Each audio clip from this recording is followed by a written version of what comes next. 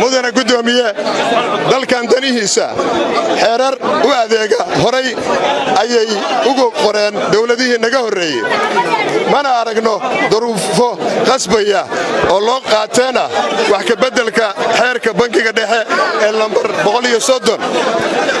wax ka bedelkani waxa soo ansixiyay golaha wasiirada oo horay u qaatay go'aamo ummadda Soomaaliyeed uur ku taalo ku beeray sida dhiibidii qalbi dhagax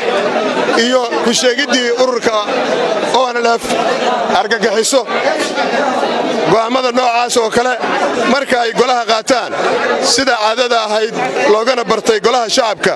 waa in aanu muujinaa geesinimo isla mar ahaantaasna ganafka ku dhufanaa wax ka bedelidda xeerka bankiga dhexe oo la doonayo in lagu yeelo sumad mahadha ah oo aan tirmi doonin qaranka Soomaaliyeed hay'adihiisa gaar ahaan baarlamaanka mudana gudoomiye waxaan u baahanahay in gabi ahaanba arinta la diido sababahan kow waa maxay baahida loo qabo in xeerkan wax laga bedelo labo maxaa ku soo beegay waqtiga dadkii soo codsaday ee Soomaaliyeed la kala saari lahaa saddex ma waxa la waayay dad Soomaaliyeed oo aqoontaas leh afar ma waxa nala leeyahay khubradii Soomaaliyeed ee soo codsatay ee la yaqaanay ma ahan kuwii la rabay mana aysan soo buuxin shuruudihii laga rabay soo codsigooda shan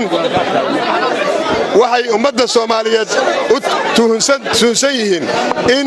qof loo yahay oo ajnabi ah booskan loo wado maxay yihiin aqoonta iyo waayaragnimada uu qofkaas gaarka u leeyahay Soomaalida soo codsatayna uu dheer yahay lix golaha ma la hor keeni karaa khibradii iyo aqoonta uu qofkaas dheeriga ummadda dheer yahay uu leeyahay toddoba haddii qof qalaad aan xeerkan u bedelno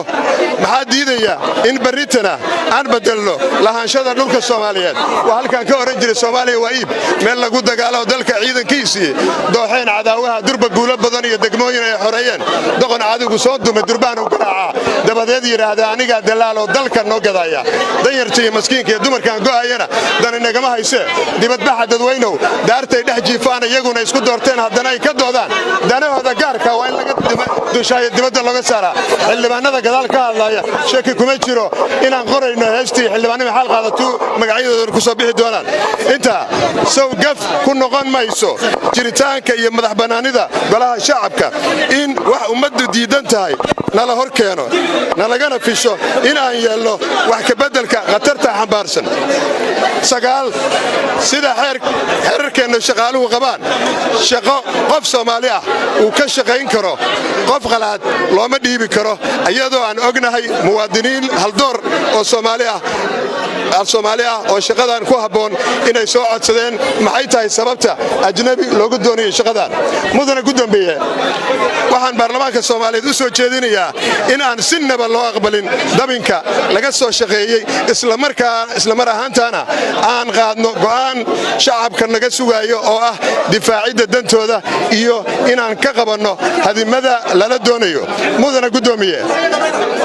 xeerka kanu waa qabjabis weeye waa xeer anigu yar qabjabis qofka Soomaaliga ahi isaga oo duruufaha adag haystaan ayuu haddana qabkiisa quutaa